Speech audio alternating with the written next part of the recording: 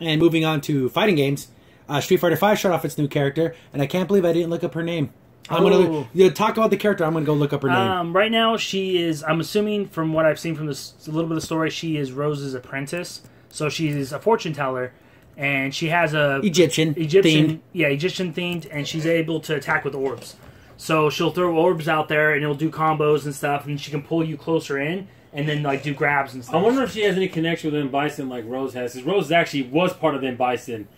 Well, so, you know, it's so the Street Fighter story. It's just I don't even know anymore. All I know is on Ed's story, she went to go talk to Ed, and Ed's supposed to be like basically a Bison clone. Yeah, like young Bison, teenage Bison, basically. Yeah, and so she went to go talk to him and gave him some advice, kind of like how Rose does to like Ryu. And she's like, "You're torn between two worlds, and and you have a darkness in you, and you have a light side." Yeah, so it's one of those things where she's gonna be a guide, is what I'm assuming. And I don't know if she has any connection with Shadow Lu, but she did try to help Ed kind of figure out his life. Because this is her name right here, Menat. Menat. BC in a minute. What's her? Again, I am so bad with names. Yeah. That's got to be the worst thing about me is I can't pronounce a name in my life dependent on it. But she looks kind of cool. Her style looks pretty fun, and I'm actually shocked that she actually looks like a regular woman. Yeah, when you have characters who look like Jury, who are just like I don't know, bimbo, freaking adult actress, and this girl actually looks like a body that fits her body, and her regular base costume isn't this incredibly revealing costume.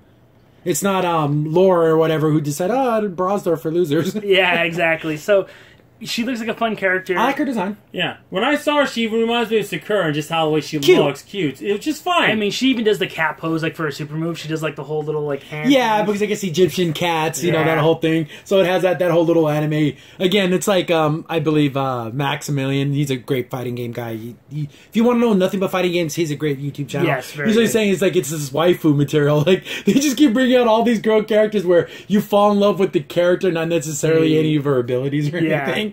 But, she looks fun. I like it. I think it was a pretty cool addition. I mean, after Abigail, I want to talk about the worst character ever. Oh, I know. When he's looking, when Q's looking down on him from Street Fighter 3, that tells you how bad. At least Q was just like in a weird, crazy kind of way. Abigail's just an ugly character to look at. I would have preferred Q any day of the week over Abigail. Exactly. I would have a solo Q game where it's just him walking around than ever play Abigail. No dialogue whatsoever. He's just walking around. Big robot man walking around. And he has his head on. He's got a little trench coat. He runs in a Rorschach because they look like the same. Yeah, he's that old detective. Yeah. I love how the fact that he parries with like his hips, kind of. Yeah, he just goes like this, like whatever this is. He's not very. I want to say he's not a very flexible man. He's not to the bro. So is he a full blown android? Is he a man in a suit? No one knows. Like if you beat the game with him at the end, it shows like these detective guys saying, "Oh, this guy's everywhere around the world, and we can't find him." And then they don't know who he is, and at the end, he's like in the detective's office.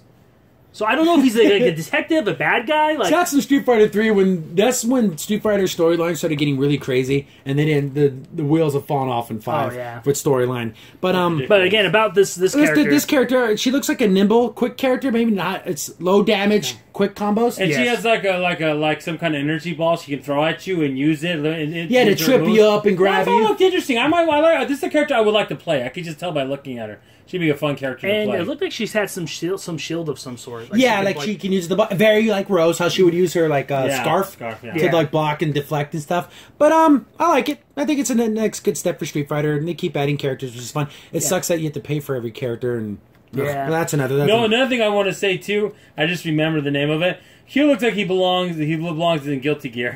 Just looks kind of character. Yeah, or even a Darkstalkers. Darkstalkers, very eccentric kind of. And then, and also it's kind of cool, the new skins. I like Guile's full-on... Oh, yeah, military Class A's, you know? Yeah, he's got his 100% like uniform on. Yeah, like, cool. I just went to a graduation, now I gotta kick some butt. Ever since Street Fighter 2, they've just totally nerfed Guile. Guile is a mid-tier fighter now. Yeah. He used to be godlike in Street Fighter 2 when he first came out. On the Super Nintendo and the arcades, he was unstoppable. Yeah. But sticking with Street Fighter, they showed off... It's not necessarily any gameplay, but I guess a new puzzle fighter. Did you see the trailer? It's all chibi. Basically, you just see the characters in that chibi puzzle fighter mode, and then they're fighting, and it looks like a Pixar cartoon because it's all CGI, and then it says puzzle fighter.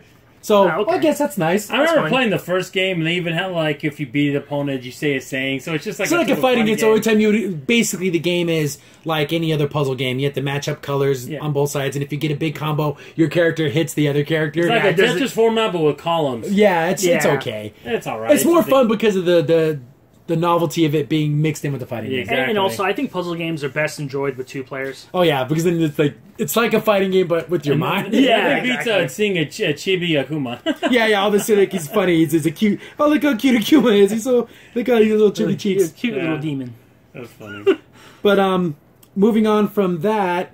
Hi guys, Crimson Sin here. You just watched a clip from our weekly podcast show.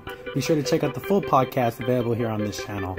Also, if you like the content and you want to see more of it, be sure to hit the like button and also go ahead and subscribe. Thanks for watching. Stay tuned for more.